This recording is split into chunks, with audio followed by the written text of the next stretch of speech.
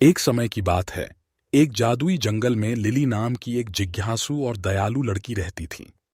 Lily को जंगल की खोज करना, जानवरों के साथ खेलना और भीतर छिपे चमत्कारों की खोज करना पसंद था।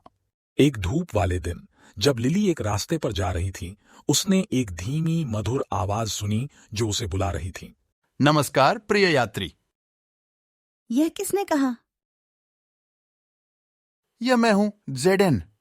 मैं इस जादुई जंगल का संरक्षक हूं। बहुत खूब, एक बात करने वाला पक्षी। आप कमाल हो। और तुम भी ऐसी ही हो लिली।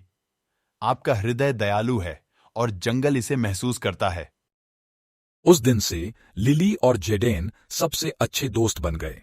उन्होंने एक साथ जंगल का पता लगाया, उसके जादुई रहस्यों की खोज की और वहां रहने वाले प्राणियों की मदद की। लेकिन एक दिन लिली को ध्यान आया कि कुछ गड़बड़ है।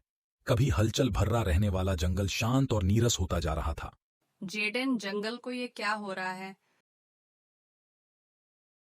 जंगल को जीवित रखने वाला जादू लुप्त होता जा रहा है। हमें इसकी जीवन शक्ति को बहाल करने के लिए मंत्रमुग्ध क्रिस्टल को खोजने की जरूरत है। जंगल को बचाने के लिए दृढ़ संकल्पित लिली और जेडेन एक खोज पर निकल पड़े। उन्होंने चुनौतियों का सामना किया, पहेलियां सुलझाईं और बाधाओं को एक साथ पार किया। एक लंबी यात्रा के बाद वे जंगल के बीचों बीच पहुंचे, जहां मंत्रमुग्ध क्रिस्टल छिपा हुआ था। देखो जेडेन, मंत्रमुग्ध क्रिस्टल। तुम यह कर सकते हो लिली। आपकी दयालुता और साहस ही इसके जादू को खोलने की कुंजी है। एक गहरी सांस के साथ लिली ने क्रिस्टल को छुआ और एक गर्म सुनहरी रोशनी जंगल में फैल गई, जिससे उसमें फिर से जान आ गई। जंगल बच गया और उसका जादू पहले से कहीं अधिक मजबूत हो गया।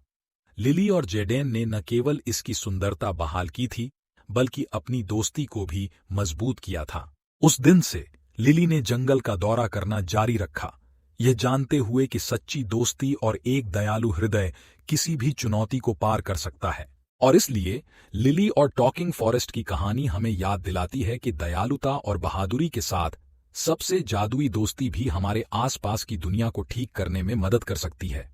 अब आंखें बंद करो और मीठी सी नींद सो जाओ। शुभ रात्रि छोटे बच्चों।